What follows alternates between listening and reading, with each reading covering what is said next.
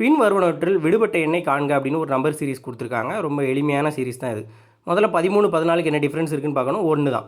அடுத்து 14க்கும் 25க்கு என்ன வித்தியாசம் இருக்குது அப்படின்னு பார்த்தோன்னா 9. 14, 9, 23. அடுத்து 23க்கும் 48க்கும் பார்க்கும்போது 25. 23 கூட 25 கூட்டினா 48 வரும்.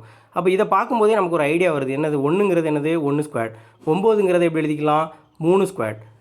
25ங்கிறத எப்படி எழுதிக்கலாம் 5 ஸ்கொயர். அப்போது 1 ஸ்கொயர் 3 ஸ்கொயர் 5 ஸ்கொயர் அப்படி ஒற்றை எண்களுடைய வர்க்கமாகவே போய்ட்டுருக்கு. அப்போ அடுத்து என்ன வரணும் 7 ஸ்கொயர். 7 ஸ்கொயர்னா 7 7 49. இது ரெண்டையும் கூட்டினோம்னா 97ங்கிறது கிடைக்கும். அடுத்து 7 ஸ்கொயருக்கு அடுத்து 9 ஸ்கொயர். 9 9 81. 81 97 கூட்டினா 178 கிடைக்கும். அப்போ என்ன அடுத்து வரணும் 11 ஸ்கொயர். 11 ஸ்கொயர் அப்படிங்கிறது 121. அப்போ 8யும் 1யும் கூட்டினோம்னா 9. 7 2யும் கூட்டினா 9. 1 1 கூட்டினோம்னா 2. அப்போது 299 ஆப்ஷன் டி தான் விடை. ஸோ இதில் கான்செப்ட் என்ன அப்படின்னா ஒற்றைப்படை எண்களுடைய வர்க்கம் 1 square 3 square 5 square 7 square 9 square 11 square இப்படி போயிட்டு இருக்குது. இதுதான் இதுக்கான காரணம். இது வந்து combined technical service exam ITA level exam November 2025 16ஆம் தேதி நடைபெற்ற எக்ஸாம். சிலபஸில் ஆப்டிடியூடில் காரணவியலில் எண் வரிசை அப்படிங்கிற தலைப்பின் கீழே இப்படி கேள்விகள் கேட்பாங்க.